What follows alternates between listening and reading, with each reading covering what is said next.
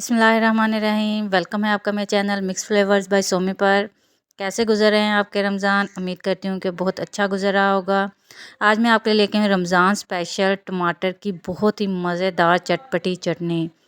तो आपने लाजमी इसको ट्राई करना है। ये बनाना स्टार्ट करते हैं। सबसे पहले जी मैंने टमाटर ले लिए हैं और इनको दरमियान में से कट करके पैन में रख देना। पैन में मैंने पानी लिया है 2 गिलास और उसमें जी मैंने कट करके दरमियान में से इनको रख देना है और ढक कर इसको 10 से 15 मिनट के लिए मैंने बॉईल कर लेना है अच्छे से।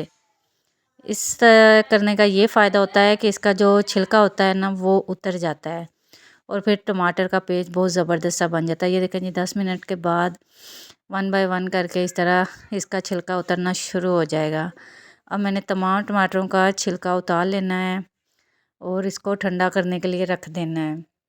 अब आ जाते हैं नेक्स्ट स्टेप की तरफ। एक कढ़ाई में मैंने हाफ़ कप कुकिंग ऑयल लिया है। इसमें कुकिंग ऑयल बहुत ज़्यादा ऐड नहीं करना। 1 चम्मच मैंने ज़ीरा लिया है और इसकी थोड़ी सी भुनाई कर लेनी है। ज़ीरे से इसका टेस्ट बहुत ज़बरदस्त आता है।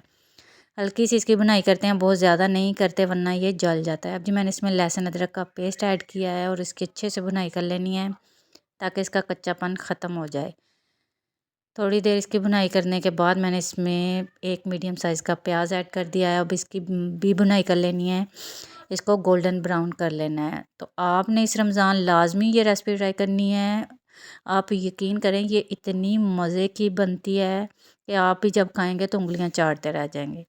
जैसे ही प्याज लाइट ब्राउन हुआ है मैंने इसमें स्पाइसेस ऐड किए हैं, नमक ऐड किया है, धनिया पाउडर ऐड किया है, ज़ीरा पाउडर ऐड किया है और साथ मैंने इसमें हल्दी ऐड की है, सुर्ख मिर्च ऐड करनी है। ये स्पाइसेस आपने अपने जायके के हिसाब से कम या ज़्यादा कर लेनी है। अब जी मैंने इन स्पाइसेस की भी मज़ीद अच्छे से भुनाई कर लेनी है ताकि इनका जो कच्चापन है वो भी ख़त्म हो जाए। और अच्छे से भुनाई करने के बाद हम इसके नेक्स्ट स्टेप की तरफ आएंगे। ये देखें जी हमारा मसाला बहुत अच्छे से भुन चुका है। अब जो टमाटर मैंने लिए थे उनका मैंने पेस्ट बना लिया था।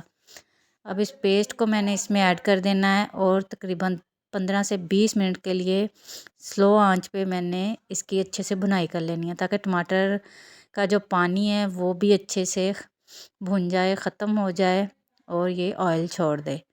धीमी आंच पे मैंने इसकी भुनाई की थी। आपने भी आंच बहुत तेज़ नहीं करनी वरना ये जल जाती है और इसका फ्लेवर ख़राब होता है।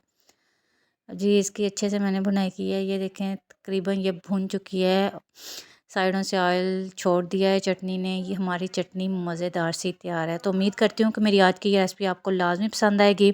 अगर पसंद आए तो प्लीज़ इसको लाइक और शेयर लाजमी कीजिएगा और अपने फ्रेंड्स और फैमिली के साथ इनको शेयर कीजिएगा। मिलते हैं नेक्स्ट वीडियो में। दुआओं में याद रखिएगा। अल्लाह हाफिज़।